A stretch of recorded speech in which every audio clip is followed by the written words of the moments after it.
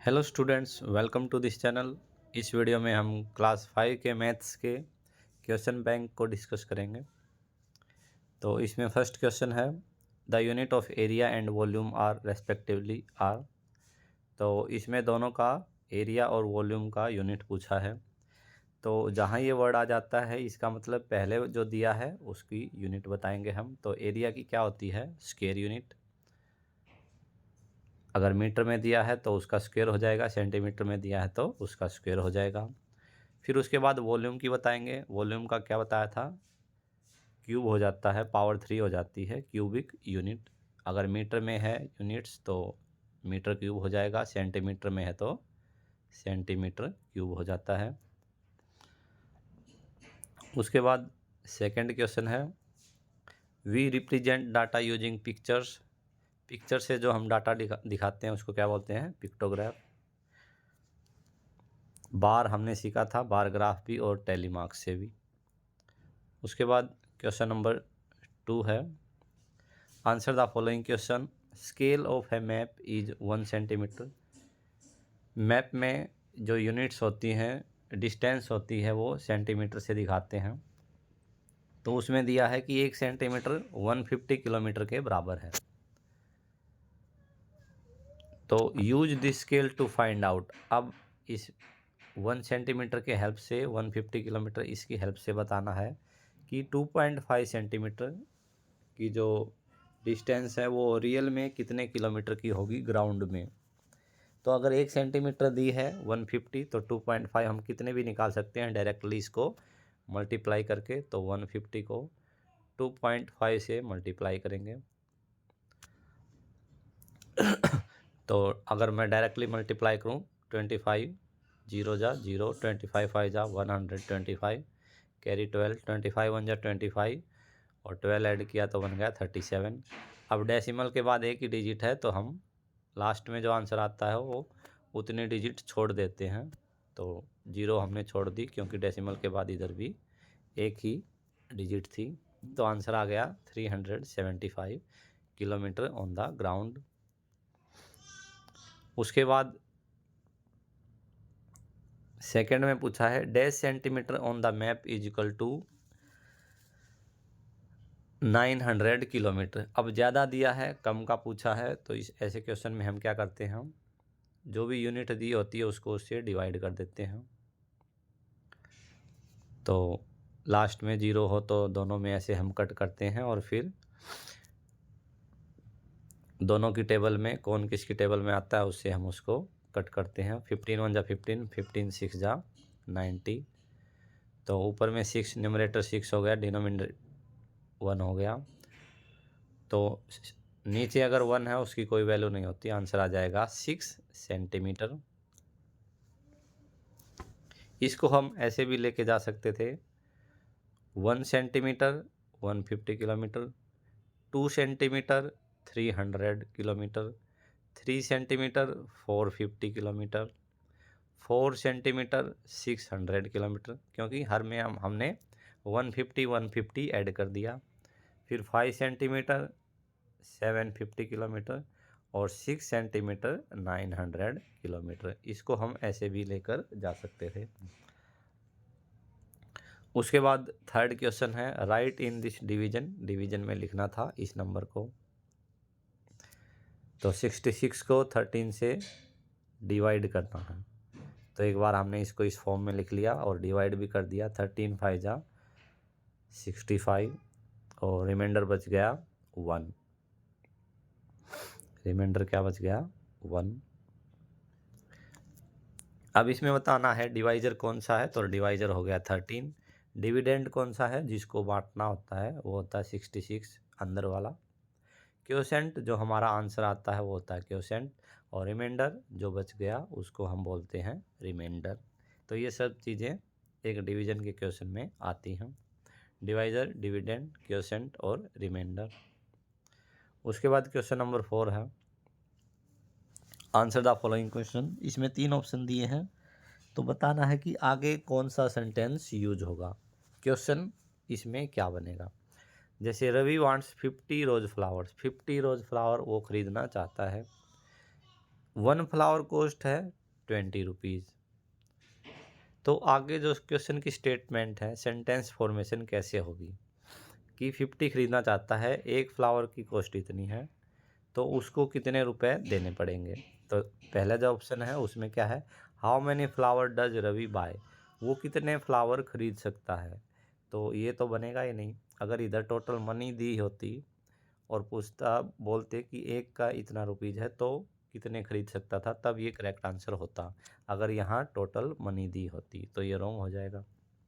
फिर है how many rupees does shopkeeper पे, शॉपकीपर पे मतलब शॉपकीपर कितने पे करेगा, तो ये स्टेटमेंट भी गलत हो गई। थर्ड क्या है, how much money does Ravi pay, how much money does Ravi pay, Ravi कितने रुपए देगा 50 फ्लावर खरीदने के लिए। तो ये सेंटेंस है, ये इसके आगे आएगा कि वो 50 खरीदना चाहता है, एक फ्लावर का कॉस्ट 20 रुपीज़ है, तो 50 फ्लावर्स के लिए वो कितने रुपए पे करेगा। तो ये सेंटेंस इसका आगे बनेगा। उसके बाद है draw tally marks and complete the table. अब वेजिटेबल्स दी हैं और उनका प्राइस दे रखा है किलोग्राम में, आपको टेली मार्क्स बनाने थे। तो ओनियन 80 रुपीज़, 80 रुपीज़ का है, मान लो 80 रुपीज़ है, 45 है, तो आपको 5 और 0 10 वाले देखने हैं, क्योंकि अगर सब में 0 0 होता तो हम 10 का एक सीधा सा बना लेते, बट इधर 45 है, 35 है, तो हम ऐसे 5 5 का बनाएंगे। 4 के लिए ये हो गया और 5 के लिए हमने क्या किया था ऐसे, तो 5 हो गया ये 5 के लिए, फिर अगले 5 के लिए 10, ऐसे ही हम 80 तक लेके जाएंगे। 15 20, ये लाइन आप कैसे भी ड्रॉ कर सकते हैं, कहीं भी बीच में भी ड्रॉ कर सकते हैं। 25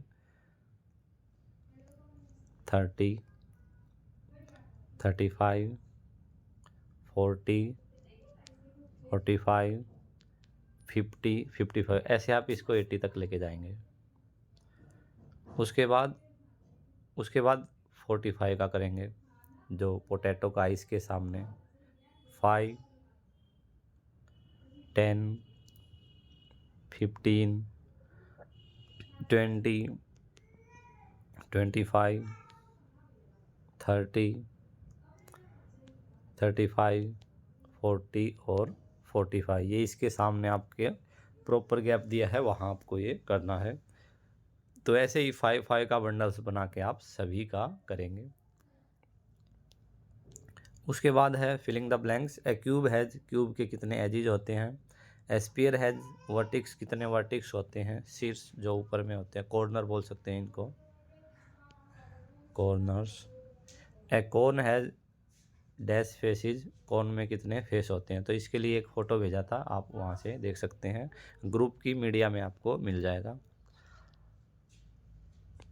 उसके बाद draw 2D and 3D shapes, आपको 2D और 3D शेप्स का पता होना चाहिए। जो हम स्क्वायर बनाते हैं, रेक्टेंगल बनाते हैं, ये क्या होती हैं, 2D में आ जाती हैं।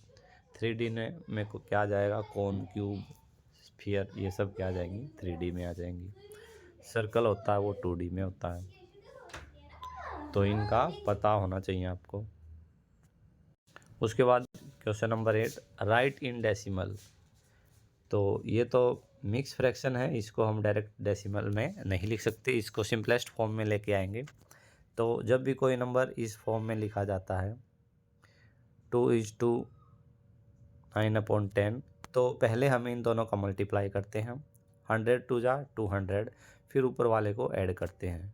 200 में 9 ऐड किया तो बन गया 209, फिर उसको नीचे जो था वही डिनोमिनेटर में वही आएगा। अब इसको हमें क्या करना था, डेसिमल में बनाना था। या तो आप इसको डिवाइड कर दो 209 को 100 से, या हमने बताया था नीचे जितनी जीरो होती हैं उतने न्यूमरेटर में डिजिट छोड़ के आपको डेसिमल लगाना है। तो नीचे 2 जीरो हैं तो यहाँ से 1 2 नंबर छोड़ देंगे और लगा देंगे इधर डेसिमल। या फिर क्या सिखाए थे, 209 था, इसको हमने 100 से डिवाइड कर दिया। 100 2 जा 200, फिर 9, उसके बाद डेसिमल लगा के जीरो लगानी होती है और इधर ओनली डेसिमल लगाना होता है। अब इस जीरो को जब नीचे उतारा तो 100 100 से ये क्या है, अभी छोटा रह गया तो एक और जीरो उतारी, और इसका जो ये छोटा रह गया था उसके नाम की इधर हमने जीरो लगाई थी। फिर ये जीरो नीचे आएगी, बन गया 900, तो 100 9 जा 900 ऐसे हो जाएगा। तो अपना क्वोशेंट क्या आ जाएगा, 2.09, या ऐसे कर लो, दोनों में से कैसे भी हम कर सकते हैं। जैसे ये वाला है तो 10 3 जा 30, 30 में 7 ऐड करेंगे 37, और नीचे क्या रहेगा, वही सेम डिनोमिनेटर रहेगा। अब एक जीरो है तो 37 लिख के एक नंबर छोड़ के हम इधर डेसिमल लगा देंगे, 3.7 बन जाएगा। ऐसे ही इस क्वेश्चन में 9002 बन जाएगा, और नीचे 1000 है तो 3 जीरो है, तो इसको ऐसे लिख के 3 नंबर छोड़ देंगे, 1 2 3, तो यहाँ लग जाएगा डेसिमल। इसके बाद next question, right the number in descending order. Descending मतलब बड़े से छोटा, और असेंडिंग मतलब छोटे से बड़ा। तो डिसेंडिंग बड़े से छोटा, तो इसमें क्या था, सबसे पहले हमें क्या देखना होता है, लेफ़्ट वाला नंबर। कंपैरिजन लेफ़्ट वाला होता है, क्योंकि रियल वैल्यू क्या होती है, वो लेफ़्ट वाले नंबर्स होती है। तो इसमें देखो तो लेफ़्ट में 3 है, इसमें 4 है, इसमें 1 है, ये 10 है, ये 2 है, ये दोबारा से 3 आ गया, और ये दोबारा से 1 आ गया। तो इनको मैं एक बार इन्हीं को लगाना चाहूँ डिसेंडिंग ऑर्डर में, तो सबसे पहले 10 वाला आएगा, फिर 4 वाला आएगा, फिर 3 वाला, 3 वाला, फिर 2, फिर 1 वाले आएंगे। ठीक है, उसके बाद हमें राइट वाले देखने होते हैं। राइट में जो बड़ा होता है वही बड़ा नंबर होता है।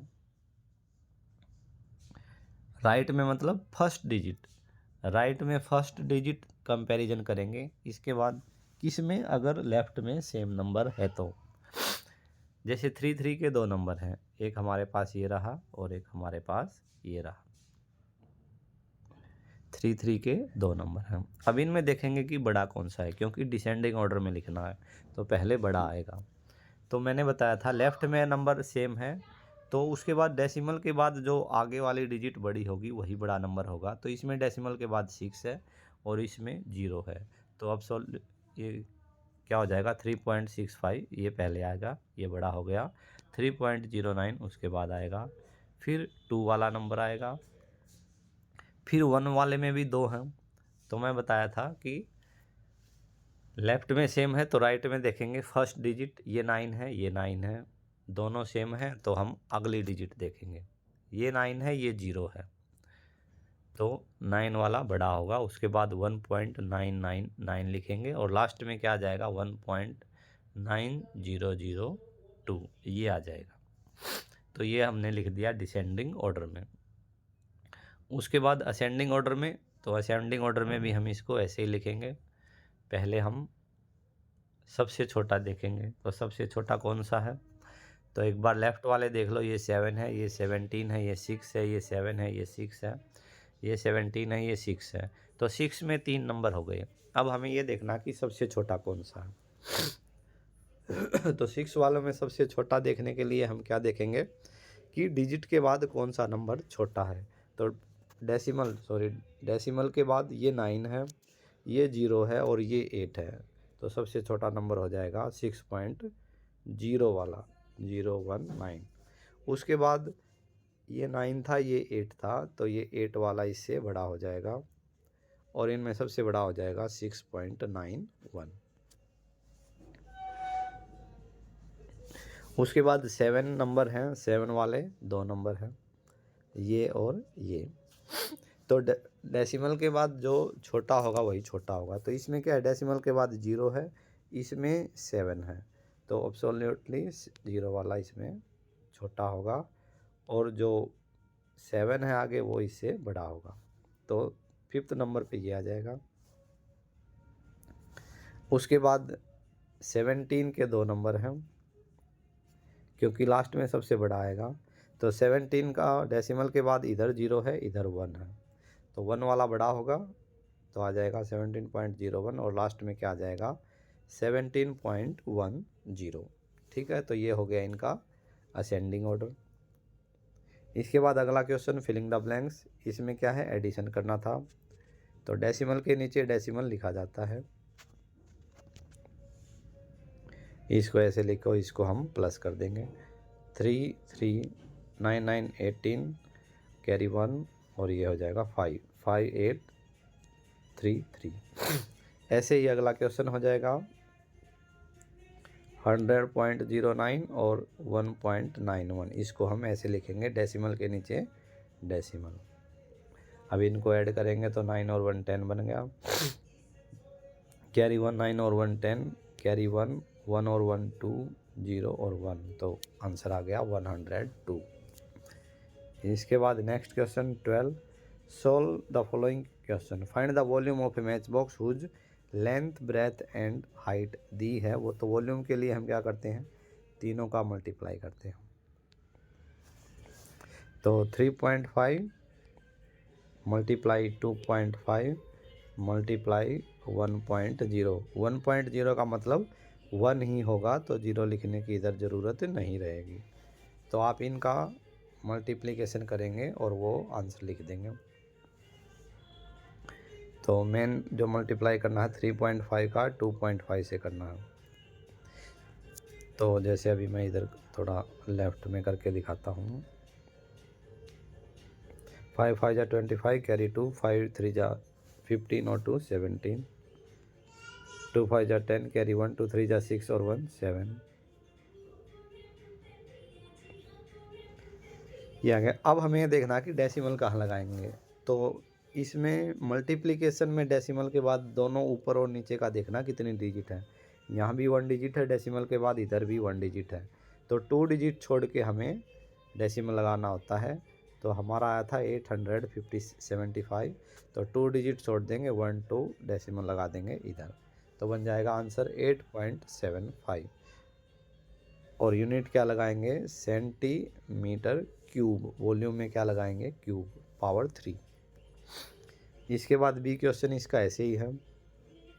लेंथ ब्रेथ हाइट रिस्पेक्टिवली है, मतलब लेंथ है 20, ब्रेथ है 15.5 और हाइट है 10.5 सेंटीमीटर। तो तीनों का मल्टीप्लाई आपको करना आना चाहिए डेसिमल में। इसके बाद नेक्स्ट क्वेश्चन, इफ 956 मल्टीप्लाई 1000। तो इसमें बताया है अगर इनका मल्टीप्लाई करने से 1000 से मल्टीप्लाई करने से 3 जीरो हमने सीधी इसके पीछे लगा दी। तो आगे वाले में 9.56 अगर डेसिमल आ गया तो जीरो का क्या फ़र्क पड़ेगा। तो हम बताए थे कि मल्टीप्लिकेशन में अगर डेसिमल है तो जितने डेसिमल के बाद हैं वो उतनी जीरो को खा जाता है। डेसिमल राइट में जाएगा, राइट में जाने के लिए डेसिमल उतनी ही जीरो लेगा जितने डेसिमल के बाद नंबर हैं। जैसे इधर डेसिमल के बाद 2 नंबर हैं, तो ये अपनी पहले सिंपलेस्ट फॉर्म में आने के लिए तो 2 जीरो को यूज कर लेगा। उसके बाद लास्ट वाली जीरो जो रह गई एक, वो इसके हम पीछे लिख देंगे। मल्टीप्लिकेशन में डेसिमल राइट में खिसकेगा और डिवीजन में अगर जीरो होंगी नीचे तो जो डेसिमल है वो लेफ्ट में खिसक जाएगा। अब जैसे इसमें डेसिमल के बाद 2 डिजिट थी और 2 ही जीरो हैं, तो 2 जीरो हैं तो डेसिमल 2 राइट में खिसक जाएगा। ये बन जाएगा 956.00। कितनी भी लगा लो उसका मतलब यही होता है 956। इसके बाद डेसिमल के बाद एक ही डिजिट है, तो 1 जीरो ये डेसिमल आगे खिसकने में लेगा और 2 जीरो बच गई, उसको हम ऐसे लिख सकते हैं।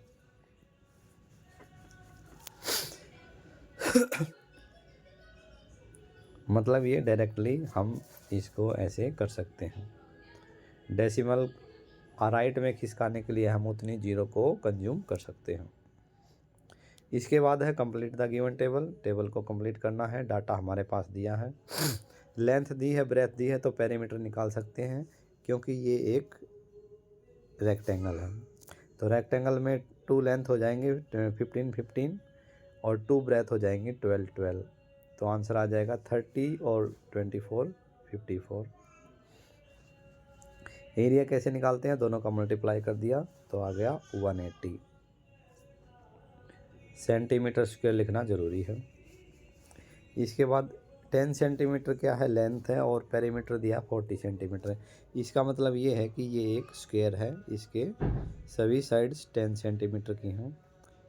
तो ब्रेथ भी 10 हो गया और एरिया कितना आ गया 100 सेंटीमीटर स्क्वायर। इसके बाद ब्रेथ दिया है और एरिया दिया है, तो हमें इसका अनुमान लगाना है कि लेंथ क्या हो सकती है। तो ये एक रेक्टेंगल भी हो सकता है और स्क्वायर भी हो सकता है। अगर ये स्क्वायर होता तो एरिया इसका क्या होता 15 × 15। तो 15 × 15 300 नहीं होता, तो ये एक स्क्वायर नहीं है। अब ये एक रेक्टेंगल है, तो रेक्टेंगल है तो उसका एरिया क्या होता है लेंथ इंटू ब्रेथ। तो 15 का हम किसके साथ मल्टीप्लाई करें कि 300 हो जाए। तो बस ये थोड़ा सा दिमाग लगाना है। 15 का अगर हम 20 के साथ मल्टीप्लाई करेंगे तो हो जाएगा 300, तो इसमें लेंथ आ जाएगी 20। अब इसका पेरीमीटर क्या आएगा 20 20 मतलब 40 और 15 15 मतलब 30। तो पेरीमीटर आ गया इसका 70 मीटर। इसके बाद अगले में क्या दिया है, अगले में पेरीमीटर दिया है और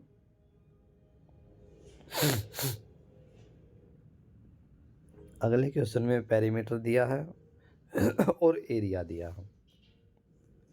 तो इसमें थोड़ा और दिमाग लगाना है कि पेरीमीटर 20 है, इसका मतलब ये एक स्क्वायर हो सकता है। तो जैसे 5 5 इसकी चारों साइड आ गई, मान लो ये एक स्क्वायर था 5 5 5 5। तो एरिया हो गया 5 × 5 25 और पेरीमीटर क्या हो जाएगा, चारों को हम ऐड कर देंगे 5 + 5 + 5 + 5 तो हो जाएगा 20 मीटर। तो अपना करेक्ट आंसर क्या हो जाएगा 5 लेंथ 5 ब्रेथ, मतलब ये एक स्क्वायर था। इसके बाद अगला question, solve the following question. In question को सोल्व करना है कि एक 10 रुपये कॉइन है, उसका वेट 9 ग्राम है। 10 रुपीज़ का जो कॉइन होता है उसका वेट है 9 ग्राम। तो अब एक सेक मतलब बोरा है, उसका वेट बताना है आपको। उसमें कितने कॉइन हैं 6500 कॉइन है, तो वो कितने किलोग्राम का होगा और कितने ग्राम का होगा। तो एक कॉइन का वेट है 9 ग्राम, तो 6500 का कितना होगा, इसमें हम इसको 9 से मल्टीप्लाई कर देंगे। तो 9 0 जा 0 9 0 जा 0 9 5 जा 45 कैरी 4 9 6 जा 54 और 4 58। ये इतना ग्राम हो गया। अब इसका किलोग्राम बनाएंगे तो हमें पता है कि 1 किलोग्राम में 1000 ग्राम होते हैं, तो उससे हम इसको डिवाइड कर देंगे। इसको हम 1000 ग्राम होते हैं किलोग्राम में, तो इसको 1000 से डिवाइड किया। डिवाइड कर दो या सीधा 3 डिजिट छोड़ के 1 2 3, जब भी किलोग्राम से ग्राम बनाना हो 3 डिजिट छोड़ के डेसिमल लगा दो। तो इसका मतलब हो गया इतने तो किलोग्राम हो गया 58, और जो 3 डिजिट बच गई उतना ग्राम हो गया।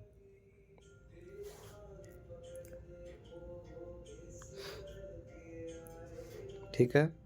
उसके बाद सेकंड में है, सेकंड में भी ऐसे ही करेंगे। 4100 है, इसको 9 से मल्टीप्लाई कर दिया। 9 0 जा 0 9 0 जा 0 9 1 जा 1 9 4 जा 36।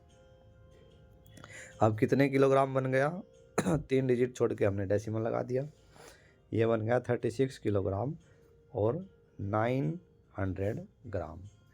मतलब जो भी मल्टीप्लिकेशन आएगा आप 3 डिजिट छोड़ के डेसिमल लगाएंगे तो पीछे वाले 3 हो जाएंगे ग्राम में और आगे वाले 3 हो जाएंगे किलोग्राम में। ऐसे ही किलोमीटर में दिया है तो वो किलोमीटर मीटर बन जाता है, आगे वाला किलोमीटर रहता है, पीछे वाला मीटर बन जाता है। तो हम क्यों पेपर में तो किलोग्राम का ही आएगा, तो आप ऐसे कर सकते हैं, जब भी मल्टीप्लिकेशन करेंगे 3 डिजिट पीछे वाली ग्राम बन जाएंगी और आगे वाला जो भी नंबर होगा वो किलोग्राम बन जाएगा।